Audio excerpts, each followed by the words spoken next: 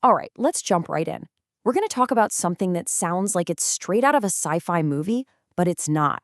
It's based on some really sharp work by Sora Moliglak, and it's about a question we have to answer, like right now. How do you prove you're human online? Okay, so for its entire history, the internet has had this one unspoken rule, right? This quiet assumption that the user on the other end of the screen is a person, a human. Bots were always the weird, clunky exception.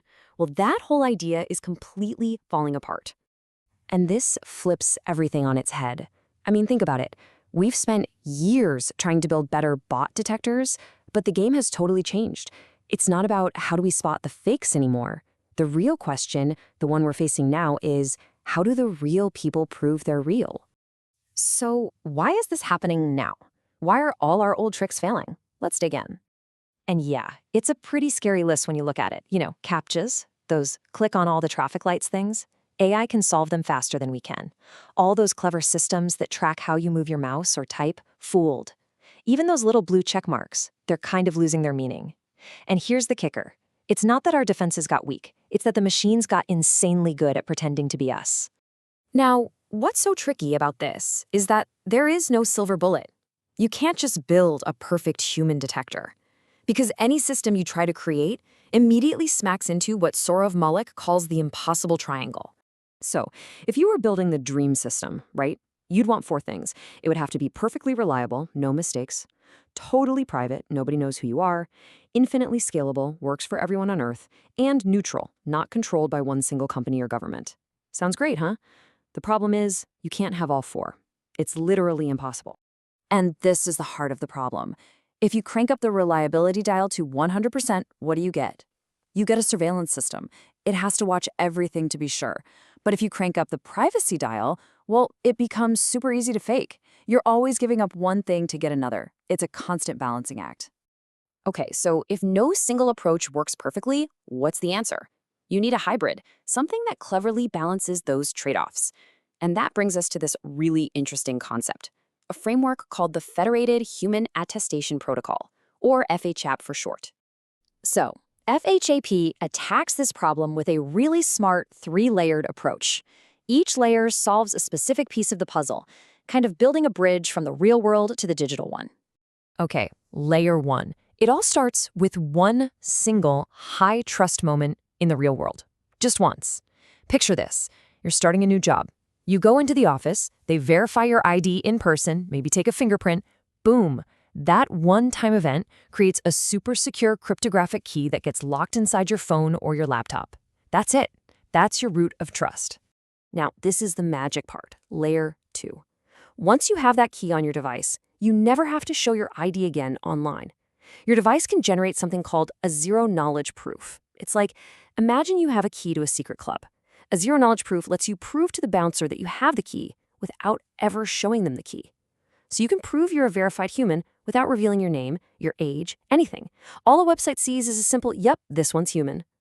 And finally, layer 3. How does this thing actually scale up to the size of the internet? Well, instead of having one big central authority, you get a bunch of trusted organizations, think banks, universities, companies, to form a network. They all agree on the standards, and they agree to trust each other's verifications. So a certificate from one is good with all the others. It's decentralized, it's resilient, and no one person, company, or government is in charge. So let's put this side by side with what we have now, like using your face or fingerprint to log into everything. Traditional biometrics create these giant databases of our personal data, basically a hacker's dream. FH, it sends 0 personal info. Biometrics need a special scanner everywhere you go. FH just needs that one-time physical check-in. And maybe most important, it gives you cryptographic certainty, not just a, yeah, that looks about right, probability. Okay, this all sounds really good on paper, but what about the real world? The messy part? How does a system like this actually hold up when things go wrong? Yeah, this is probably the first question everyone asks, and it's a huge one. If your proof of humanity is on your phone, what happens if someone steals your phone? Well, the protocol is designed specifically for this. That secret key isn't just sitting in a file. It's locked away in a special secure chip on your device. It's like a tiny digital vault. And the only way to open that vault is with your biometrics, your fingerprint. Someone tries and fails a few times, it locks down. 10 failed tries, the certificate literally self-destructs.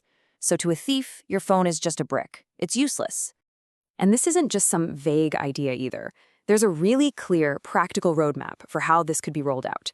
You'd start small with internal pilots inside a company. Then you expand to trusted clients. After that, you build that consortium, that network of trusted organizations. And the end goal? To publish this as an open standard that belongs to everyone. But here's the thing. The clock is ticking, loudly.